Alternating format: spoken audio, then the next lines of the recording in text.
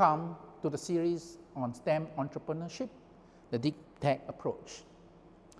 We have covered episode 1 and episode 2, which is evaluating entrepreneurial opportunities, defining the entrepreneurial business, and we look at the Trinity perspective, the size, the sustainability, the scalability, and on the entrepreneurial business, we look at how does a business model work and the business model canvas and looking at potential disruptions. Now, this week in episode 3, we are going to craft the entrepreneurial strategies, the disruption perspective. In episode 3, we are going to discuss crafting the entrepreneurial strategies, the disruptions perspective. Well, everybody who are in high tech aims or want to disrupt the industry.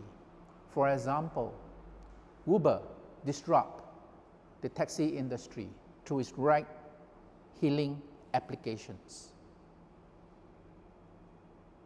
Well, you can say also that SpaceX disrupt the traditional industries of launching rocket. The strategies is to have rockets that can be recovered, and therefore they develop the technologies. Well, SpaceX is a small company then compared to the big titans in the industry such as the Boeing. How can small startups or new ventures disrupt the industry players? Well, first, let's talk about what is disruption. Well, we have a lot of people talking about market disruptions, technology disruptions, and I think we need to be very clear with the disruption terminology and then how we achieve it. And there are a lot of management scholars that comes up with disruption theories, whether it's called disruptive technology or disruptive innovation, breakthrough innovations, so many terminologies that everybody sort of use it loosely and doesn't know the criteria. So today we're going to explore conceptually how does disruption work. Well, I think the most important thing people should look at it first is when you are disrupting, that means there is somebody that you need to disrupt. If you are creating a totally new market, there's no disruption. So you need to disrupt someone. But who is the person to disrupt? Who is the company that you are planning to disrupt? So we should look to the market. So if there are existing markets, there must be some big players in the market, the leading ones. We probably look at the top 3 market players and say, okay, they are the leading players. But how do we define the leading players in the market? So we can use this concept of the normal curve. In normal curve, what you have is that you have a norm in the middle shown by the u and one standard deviation away, u plus sigma or u minus sigma, you have 68% of the area under the curve. Now, if we define that the market is 100%, therefore, the 68.27%, which is right in the middle, one standard deviation away, will be the mainstream market. And then we spread it out. So if you look at the market from the mainstream, low end, and then high end at the sides. And therefore, we will now be able to understand that there will be players in the low end market, there will be players in the high end market, and there will be players, most of them, in the mainstream market. So even if you take watches, well, you have watch that are gold-plated, high-end, such as like Rolex, they'll be the high-end. There'll be a watch like very small little quartz that you can wear and it's costing 10, 20 bucks. For kids, they'll be at the low end. And most of them will be in the middle.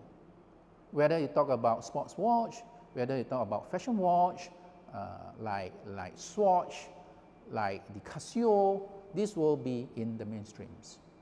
And so it's very clear that when you look at a certain market, the mainstream market is the one that we want to disrupt in order to be the leading player in that industry. And therefore, what we are going to focus on is market disruptions. Who is the leading player and how are we going to disrupt them? So let's figure out what types of disruptions. Some people use a lot of terminologies. So if we look at the types of disruptions, we can look at technology disruption. This is actually very easy to understand. It means that we are using technology to replace an existing technology. So in certain market, somebody is using this technology to have the major market share. And we then say, okay, there's a new technology and I can actually get rid of the leading players in the industry. Well, the typical example is the film versus digital. In my generation, we use film camera. So the film has three major players: the Kodak, Fujifilm, and Konica, the top three players that dominate the market. Well, when it comes to the digital industry, what happens? It is the Sony, it is the Canon, and it is the Nikon that dominate the digital camera industry. Now, so a simple technology disruptions from chemical to the digital or from film to digital, you can see that the top three players doesn't appear in the new technology. Now, is it just pure technology? It plays a big part. But of course, the business model plays a big part too, right? Over there at the film industry, the money is not made in the films itself, some part of it. The major money is made in the prints, the reprints, the photographs. But in the digital industry, the images can be distributed online, can be just saved on a storage, can be displayed on a computer screen. And there's no need to really print anything. And you watch it and you take it on your handphone nowadays. And therefore what happened is that the technology is the major push, and because of the technology, there's a business model in it that these companies, the leading players, are unable to transition to the new technology. So that's one classic example of technology disruption. Well, the nearest example is something that you're familiar with. Not too many years ago, we used SMS. And SMS is such a powerful tool for us, all right? You can, for Christmas, which is coming, you send a lot of SMS, and the telcos, the telecoms company make so much money, right? Because every SMS you send, they charge you 5 cents. And you have like 100 families to have good wishes, and you just give them money, and they make billions of dollars by using the SMS technology. Now, of course, before the SMS technology, there's something called the Christmas card, the greeting cards. You've probably forgotten about it. Right, but then when OTT or over-the-top applications such as WhatsApp, Telegram, well, the first one is really WhatsApp, right? When it comes into the picture, wow2C is a completely different thing, that nobody uses SMS anymore, and then people use WhatsApp to communicate, to send greetings. Well, initially, WhatsApp is running on the same number of characters, the 140 characters that SMS do. So actually not much difference, but it's so easy, it's so convenient, and obviously it's free. What a different business model. But that's really a change in technology, in communication, in instant communication, right? In real-time delivery of information. And therefore, WhatsApp obliterate literally the SMS. And you see that the telecom companies who make billions of dollars in SMS suddenly see the profit disappear. Can you control WhatsApp? Can you control what on the tops of applications, OTT? You can't.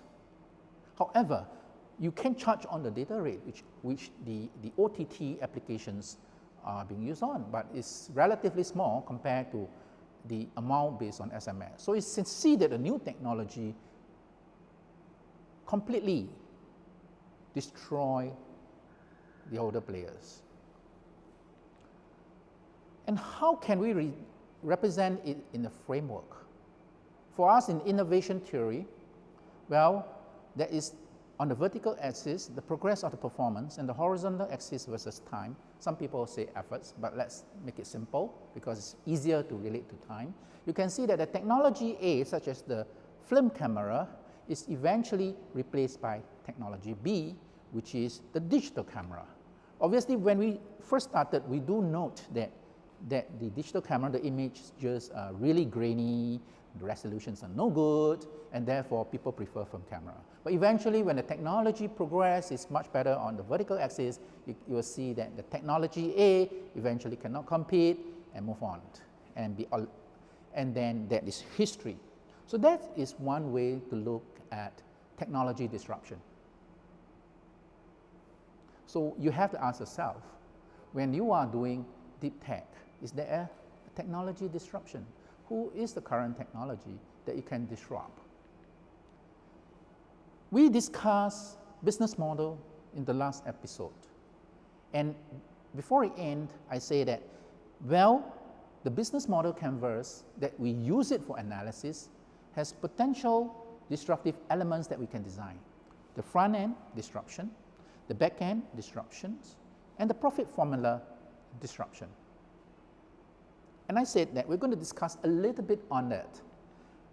So if you look at the traditional way of distributing computers, Lenovo versus Dell. Well, in the earlier days, when Lenovo was IBM at that time, the distribution is obviously through the retailers. So IBM or Lenovo sold it, or ThinkPad then, sold it to a distributor and then go to the retailer. Then you go to the IT mall or computer shops and you look at it and people explain and you buy. On the spot, you can get the computer and go home at the same time. All right, so you can see a change of channels from the OEM or the brand, go to the distributor, from the distributor, go to the retailer, and finally reach the user. Many people involved in the process. But how about Dell? Dell came out with something very different. Well, Michael Dell, in his student days at the, I think, University of Texas garage, start selling computer direct. And he said customize, all right? So there are a few versions. You can customize your RAM, memory, you can customize your storage and whatever. So you customize and then you sell direct. Well, this business model obviously is very different from going through so many parties traditionally. It is the new business model. And you can see that beyond just direct distribution of customized low-cost PC, it targeted the tech-savvy customers who then have built to order sales. And in that sense, Dell doesn't carry inventory. You collect money first. And once you collect money, then they say, okay, I'll produce. So it's a completely different business model from the traditional model, which I predict this is what the customer wants. I build it in the factory, I have lots of inventories, I go through many channels, and I display it, and then you either buy ABC. You can't do beyond that. Right? It's a complete different business model, but at the end, you're still selling a personal computer. So this business model caused a whole disruption to the industries. Now the big question then is, if the big guys like selling the IBMs or that time HP or Compaq, can they follow the Dell model?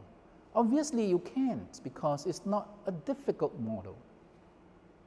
However, if you're already selling $100 million of PC through these channels, and you decided to go online and cut your distributors and retailers like Dell, you change your business model of direct sale versus retail sales, what is going to happen is, once you change or you move, or you think you can have both, you do a little bit, these guys will cut you off and go to another manufacturer, and therefore you lose your sales, your existing market straight away. It's not that easy, because once you have a business model, it's rather difficult to then move on to another model. And that's why when you want to do disruption, even in high tech, be careful of the business model, because there's really this entrenchment of the way how a business operates, that the existing players cannot move away.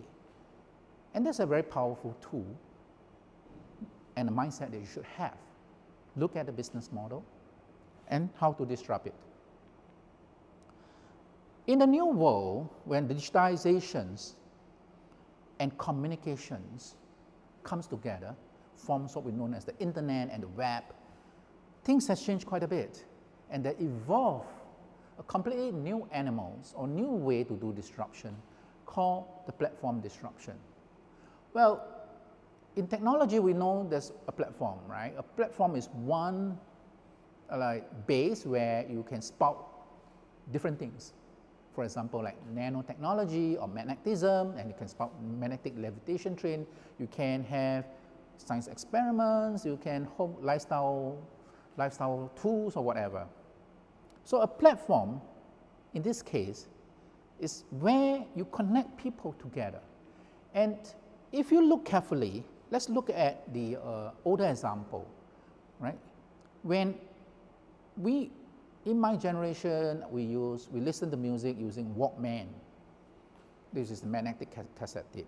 And then we moved to something called the Discman by Sony, which is a DVD, CD player. That was done by Sony. And then another new thing that comes out is known as the MP3. Sony is not inside it, and our local company called Creative Technologies is the largest players in supplying MP3 in the world. However, they sell it as a product. They do not sell it as a platform. Well, if you look at iPod, or Apple, it's different, right? It is a latecomer to the MP3 market. But Steve Jobs sees something, what it is. MP3 player is just a player. And if we go to Tudor Levitt quotation, which is very important, that we learn in very much the first episode, is people don't buy an MP3 player, right? Or people don't buy a drill, they buy a hole. So people are not buying MP3 player, they are buying musics. So therefore, musics and the player is integrated together. That's the ultimate way of defining a product or service. It's not the hardware, it's not the software, it's the experience that counts. So people are not buying songs, they're buying music, right? They're not buying CD, right? They are buying songs. So what you see here is that iPod actually has a very close linkage with iTunes, which is what Steve Jobs has really convinced the major music players or music studios to provide the songs. And therefore, it's an integrated system. You can buy and download pretty simple. While in the case of creative technology, Nomad is an MP3 player. You can download songs from many or buy songs from many sites, but it's not integrated. Okay? And therefore, it is not a complete system or ecosystem. It's not a platform. It's a disparate players coming together in a network. And this is very important, that Apple build a platform and then become the largest suppliers of MP3 player, become the dominant market share. Well, you are probably more familiar with Netflix, especially with the Squid Games. all right? So Netflix, streaming, versus Blockbuster, which is rental. So rental of the DVD versus streaming of the music. Well, does Netflix do streaming too? Do a DVD rental? Yes. But they quickly move on to the new model, which is basically a platform for them to supply videos on demand, real time to the customers who, when they are so used to it, find that actually there's no need for me to go to Blockbuster. So you can see the difference, right? Obviously in Netflix, this disruption is caused by the digitization and obviously the internet that can cause the delivery. So we can see that platform where you suck people in is very important. But how really does it work? Well, if you look at the Uber case, it's also very simple, right? There are producers and consumers. So the musics and those who listen to the music, you provide the platforms, and there you work with the providers and you exchange data. What is data? Songs. What is data? Information about where the taxis are, where the cars are, where the customers are. So all kinds of data can be matched by a platform. Okay? So that's a platform disruption, which is becoming very, very important. And especially in deep tech, it's not just my technology is better, it's whether you can lock in the customers into your platform. Well, we come to the more interesting things called the strategies disruption. How do you strategize? And of course, when we say strategy, we are looking at different people, competitors, and we strategize against them. So it's not like technology disruption, right? We have one new technology versus the old technology. This is really purposeful, step-by-steps move. Overall direction followed by tactical move. So how does it go? Well, we heard a lot about Professor Clayton Christensen, which came out with the disruptive innovation theory.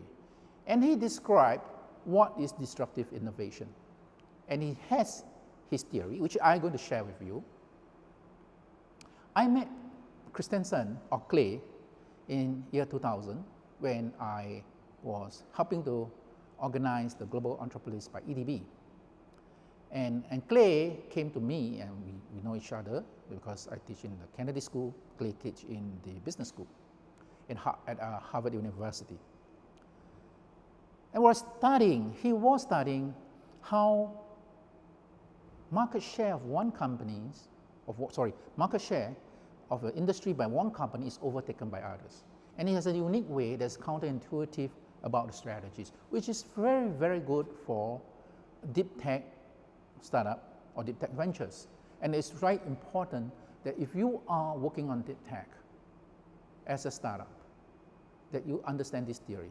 But the more important thing is to really understand its criteria, because there are quite a bit of assumptions inside that. Okay?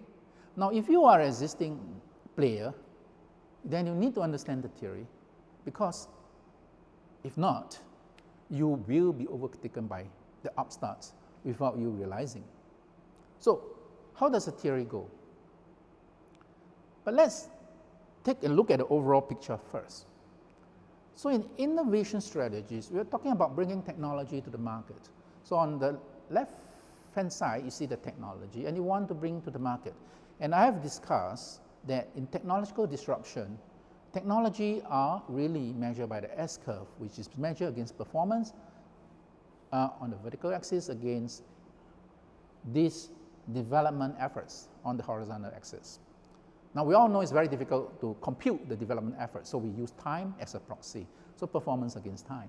So how do we strategize to bring a technology to the market? And we discussed that the market, based on the market share of the leading players, is a normal curve. And that right in the middle is the mainstream player, that is the 68%. That is the top 3 players where they thrive. And the objective is then to disrupt these top 3 players. Well, this is what we call creative destruction. And in creative destruction, we know that the new S-curve comes in at T1, so something people start to research in the lab, publish the paper, and the improvements start getting better and better until a point at T2 it is better than the existing, and it will take over from there. All right. So the question then is, when do you bring this piece of technology to the market?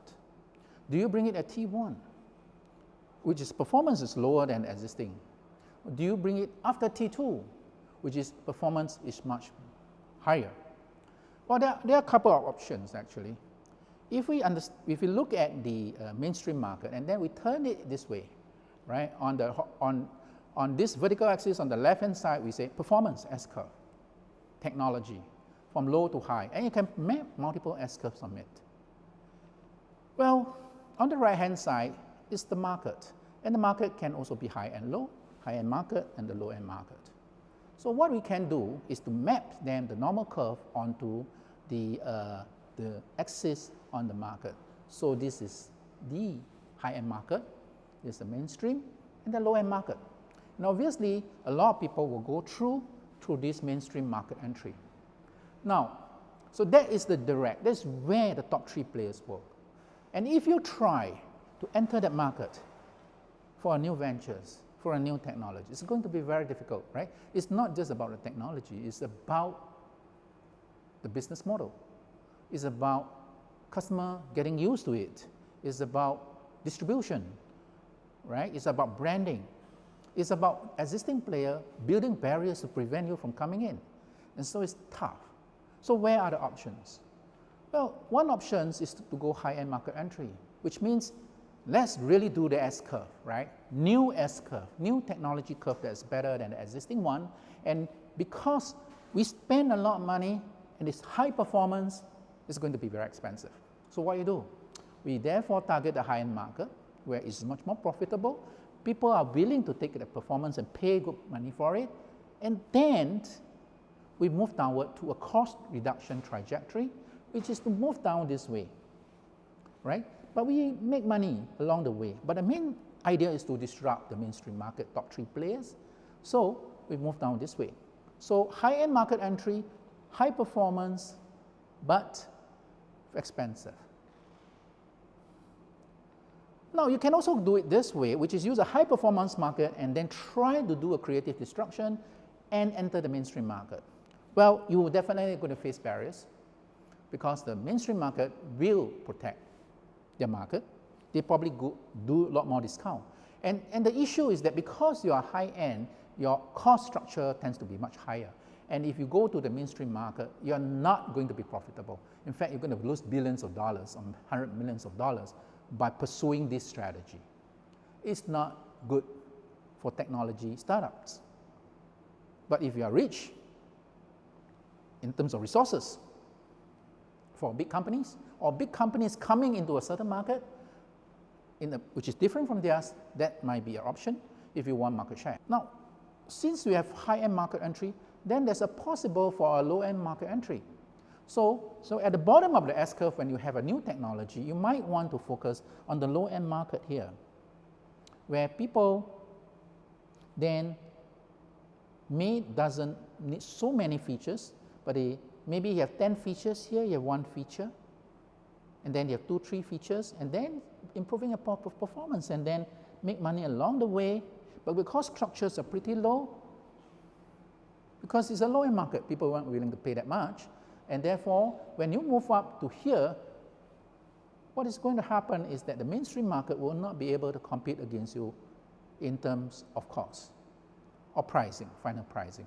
What you know is that when you are doing these kind of strategies, people always look at 2, 3 times improvement compared to the mainstream market. So you do a high-end market entry.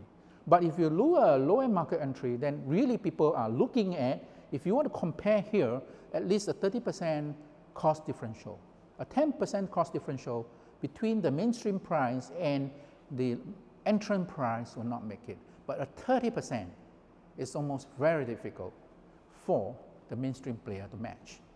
So what you have then are 4 possible arrows with the strategies of introducing a new technology to the market. Well, let's take a look at a familiar example called Tesla. It's very much in the news with Elon Musk trying to sell his shares, right, doing a poll. But let's look at what kind of vehicle does Tesla produce. And we're talking about EV, electric vehicle. Well, you have the Roadster, which is the very first version, which I think is now no more in production. You have the S version, you have the 3 and X and Y. Yeah, I have drove in the X version. Really nice, cool car with very big display screen. Almost like 2 times screen size or even 3 times of your Apple tablet.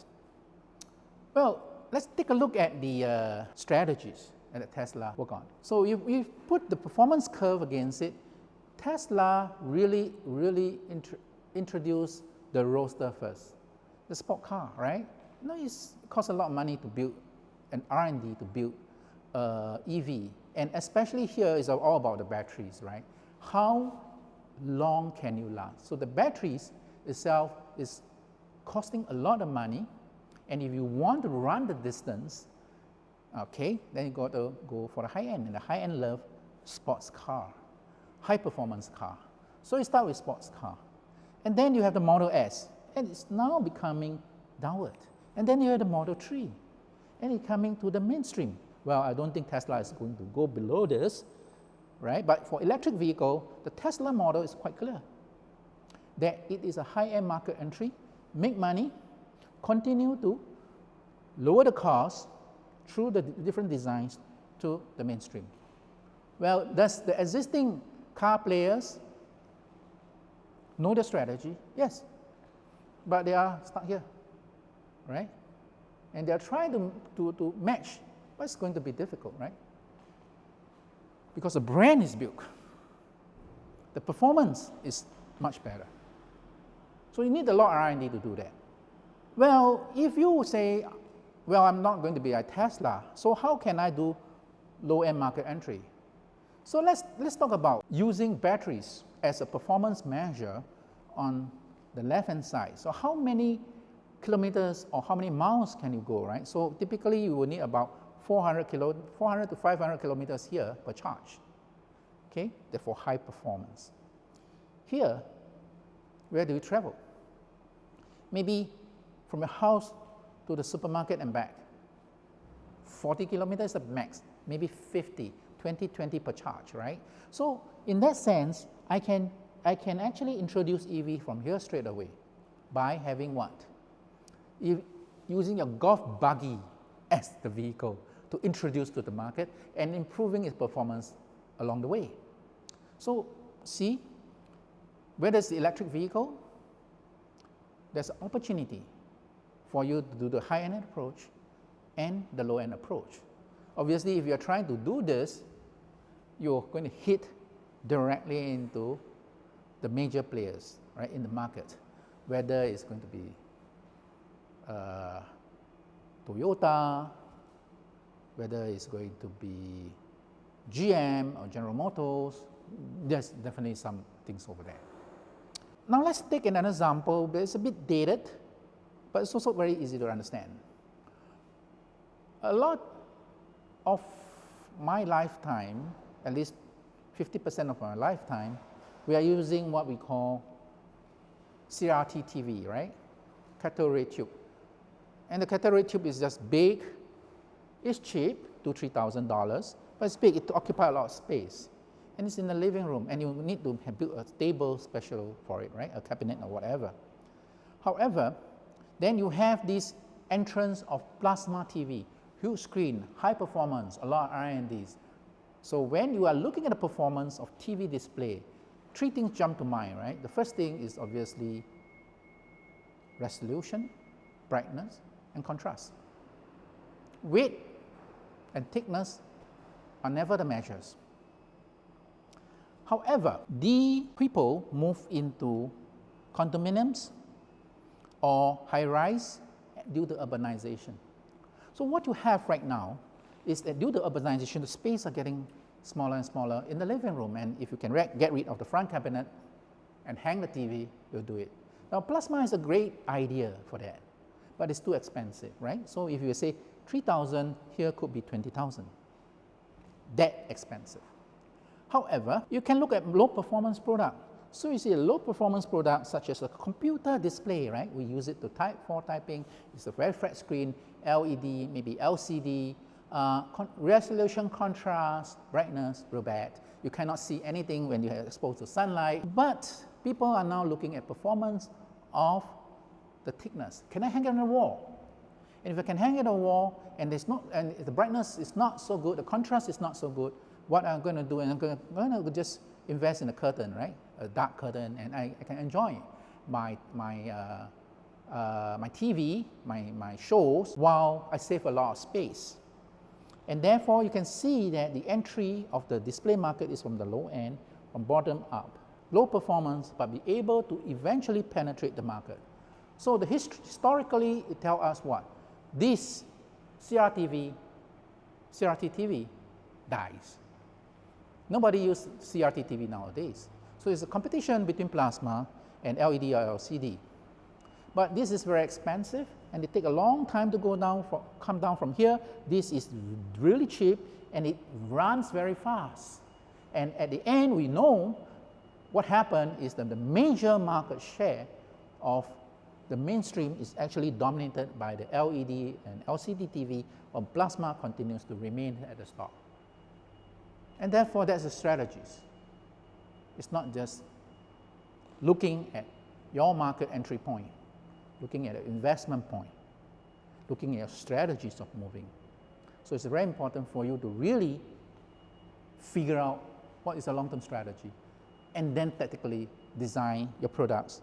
Of course, your move. Now, Christensen says a disruptive innovation is a product or service that is unattractive to the established players in the industry. Unattractive. And therefore, in Christensen's definition, disruptive innovation cannot be high performance, right? Because that will be attractive. And therefore, it's lower performance. So Christensen basically, or Clay basically say it's from low end. And it's very good for technology startup. And I'm going to explain to you the reason why. So if we look at just now that graph, which is really a static picture of a point in time, this is a dynamic graph. And we're talking about dynamic graph is with respect to time. This picture was provided to me by Clay himself in the year 2000, and it's still pretty much the basic of what we call disruptive innovation. So if you look at the performance on the vertical axis and we draw a straight line, that is static. But if with time, the performance will have a small gradient. Why? Because this is what the customer wants. Customer improvement. They want over time. Every year, I want to have something improve, maybe 5%, maybe 10%. And therefore, we can draw the curve, or the normal curve, the mainstream market, high end, and the low end. Well, the pace of technological progress. Obviously, the industry players fighting, right? So in the lab, they have produced a lot. And when they produce a lot, the pace of technological progress, the performance eventually will follow a steeper curve than the customer demands. All right? Initially, they are not that great. But eventually, they will meet the customer demands. And what they're going to do is they're going to overshoot the customer demand. So we see that the intersection between the customer demand and what the incumbent, the industry players can provide is at this point. And that is the point of what we call performance overshoot. The performance of what they offer has already overshoot the customer needs in this region. And therefore, the critical time for disruptive innovation starts here, at the point of intersection of customer demands and the incumbent performance. So what are we going to see right now is Christensen defined that anything that along this route is called sustaining innovation. Now, take a look at just something like your Microsoft Office, Excel, PowerPoint, or even Word. Let's take Excel and Word, right? For Excel, how many features do you use? You use 10 features, plus, minus, times, divide, summation, and that's about it, right? So for most of the players, we are at this here. For CFO, they run the financial simulation, they are probably at here. So these are high-end performance. So what they do is the Excel is already providing high-end performance product to the mainstream, but you pay the same price. And you continue to pay the same price whether you are using here, a user here, or a user there. So can you go to Microsoft and say, I only want to pay for 10 features, and it's $10, not $100? No, you use the same product. What does it tell you? Why should I pay for a product that I don't use lots of features? The other way of saying is, am I subsidizing this guy, right? So that's a problem of performance overshoot. And it will continue because the industry players are competing amongst themselves to get better performance along the way. So in this case, if you are entering and you try to enter the market, it's very difficult because the incumbents will always win because they have control over the market. However, if you are a new player in the market, at this point in time of the intersection, this is where your strategy starts. So you look at the green curve, what happens is, at this point, if I draw a parallel line to here, I'm just addressing this market. This is a low-end market. But I can continue to improve my performance, assuming the performance curve and of the incumbent and the entrants are the same. So we draw the straight parallel line here. At this point, where the entrant performance and the customer demands meet, I would have meet the need of the mainstream market, which means I'm moving from here all the way to here, and I am much more cheaper, at least 30% cheaper, and therefore I can actually kill or displace or destroy or disrupt the incumbent. And this is what we know, or Christensen term, as disruptive innovations. And therefore, entrants nearly always win. So, what are your strategies of disruptions? What do you use? Technology, business model, platform. At the end, you have to decide which market you're going to penetrate first, whether it's high-end, low-end, or right in the middle. And that is something for you to consider. And for today, we have completed episode 3, which is crafting entrepreneurial strategies, the disruption perspective. And in this holiday season, I would like to extend to everybody a very merry and blessed Christmas.